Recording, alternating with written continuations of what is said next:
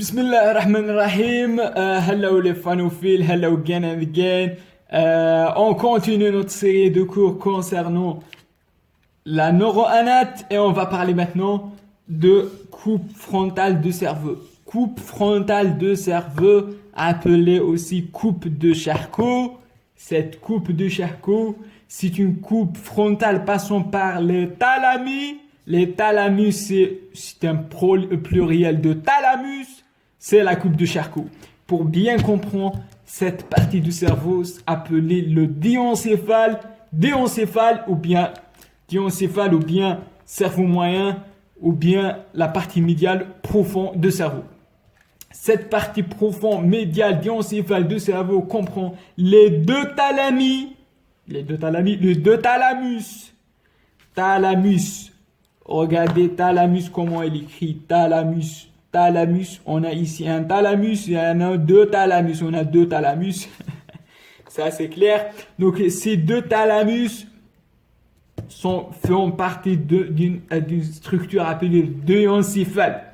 Les deux thalamus, plus la région épiphysaire qui n'est pas bien visible ici, et la région de ici. Donc sous le thalamus, c'est l'hypothalamus qui va terminer avec l'hypophyse. Donc ça, c'est la post-hypophyse ou la neurohypophyse. C'est une glande qui joue un rôle très important en endocrinologie. La prochaine fois, ce qu'on va faire. Cet ensemble de structures, le thalamus, ils vont se disposent autour d'une cavité encéphalique moyenne appelée la troisième ventricule. Regardez cette partie, c'est la troisième ventricule entre les deux thalamus. Troisième ventricule. Donc cette troisième ventricule qui se situe autour autour des deux thalamus, on a la troisième ventricule. V3. Donc, quels sont les rôles des noyaux diencéphaliques? On commence par le thalamus. Le thalamus est le noyau prépondérant du cerveau. Lorsqu'on dit le thalamus est le noyau prépondérant du cerveau, le thalamus, c'est deux thalamus très importants parce qu'elle reçoit tous les voies afférents, c'est-à-dire les voies sensitives. Tous les voies sensitives passent par le thalamus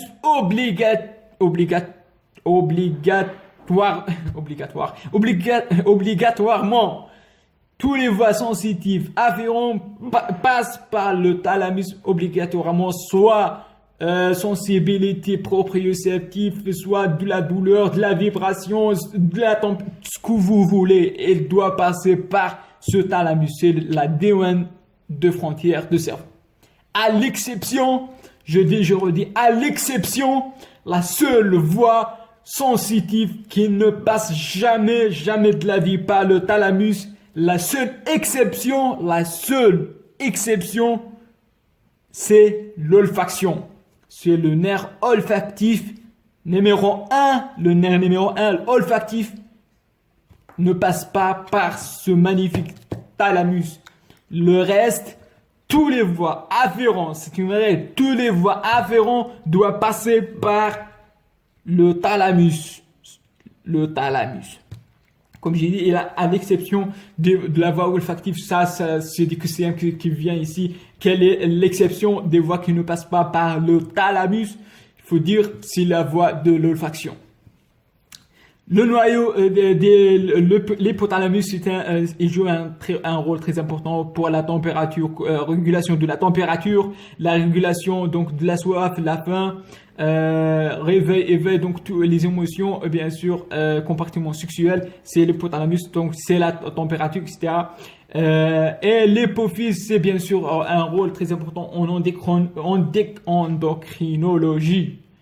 Et la glande épiphyse, c'est par la sécrétion de la mélatonine qui joue un rôle dans les rythmes, le rythme donc les rythmes circadiens.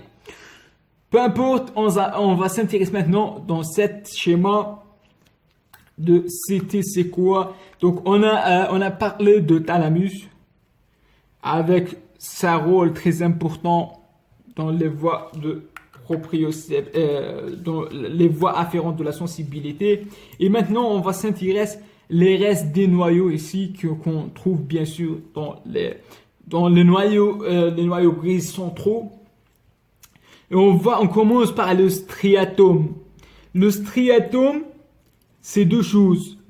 C'est cet noyau qui est donc au-dessus de thalamus, qui limite bien sûr latéralement les ventricules latérales. Donc ici on a la troisième ventricule entre les deux thalamus. Et ici on a les ventricules latérales.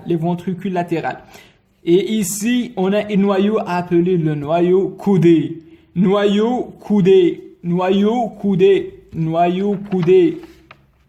Sept noyaux coudés. Donc elles s'enroulent pour, ici on trouve la queue de noyau, la tête, la queue. Donc ces mouvements de rotation, donc ce que vous voyez dans les schémas latéraux. Ça c'est noyau coudé. Ça c'est la queue de noyau coudé. Regardez le putamen. Le putamen c'est la même couleur que la noyau qui est codé parce qu'ils sont la même origine embryologique. Putamen et noyau codé sont regardés la même couleur. Le putamen et noyau codé sont de même couleur parce qu'ils ont la même origine embryologique qui formait le striatum. Ça c'est le striatum. Après, on a le pallidus ou le pallidum. Le pallidum, on a deux, le pallidum interne, le pallidum externe, qui est différent à le putamen. Donc, putamen et le pallidum ce sont pas les mêmes structures. Mais anatomiquement, ils ont fusionné en une forme triangulaire appelée la noyau lenticulaire. Le noyau lenticulaire, c'est le pallidum plus le putamen. Ici, c'est le noyau coudé. Ça c'est le putamen plus le pallidum interne externe va former un noyau triangulaire appelé noyau lenticulaire. La noyau lenticulaire.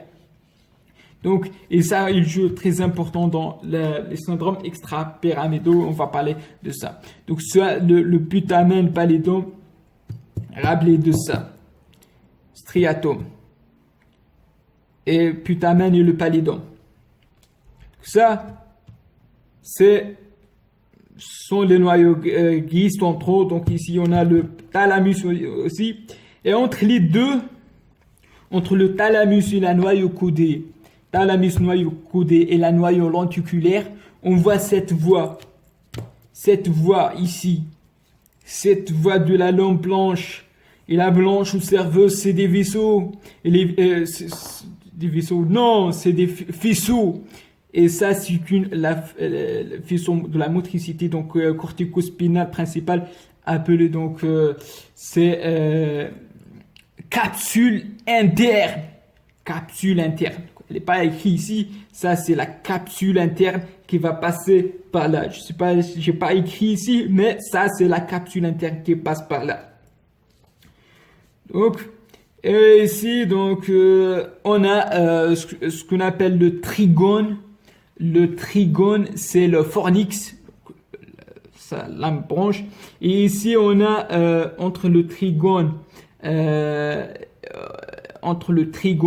et le corps calleux, on a un petit membrane ici qui sépare entre les deux. Et ici, on a le corps calleux. Corps calleux, c'est une commissure interhémisphérique. Corps calleux interhémisphérique. Et ici, on trouve la fissure latérale de Sylvius qui, bien sûr, entrait en dedans pour former cette angulus ici interne qu'on a parlé dans le premier cours. Ici, on a une structure en face de cette fissure latérale et de ce angulus. Ça, c'est le claustrum. Donc, un claustrum, paroi de claustrum. Ici, la première temporale. La deuxième temporale, la troisième temporale, la quatrième temporale et la cinquième temporale. Et dans la cinquième temporale, on a cette structure magnifique, c'est l'hippocampe. L'hippocampe qui joue un rôle très important dans le système limbique. un système d'émotion, un système de mémoire, un système très compliqué. C'est le système limbique, l'hippocampe. Donc, l'hippocampe, ça c'est l'hippocampe. Et ici, on a le ventricule latéral, troisième ventricule. Ça, c'est ce que je veux dire dans un couple transversal de Charcot. Donc, on a plusieurs autres structures que je n'ai pas citées ici. Les noyaux supra-optiques, etc. Mais je ne veux pas détailler ou bien perturber. Il faut comprendre les noyaux les plus importants. Rappelez du troisième ventricule, les ventricules latérales, noyau codé avec le butamen, c'est le striatum. Le butamen plus le pallidum, c'est la noyau lenticulaire. Le thalamus ici au centré qui limite ici le troisième ventricule. Le passage de Corcalo, le trigone, fornix qui va aussi avec l'hippocampe, le système limbique. Et voilà, c'est une coupe et le passage bien sûr de la capsule interne ici. Et je vous remercie pour votre attention. N'hésitez pas de cliquer sur j'aime, abonner sur ma chaîne, aider, aimer, partager. Et à la prochaine, Inch'Allah. Salam.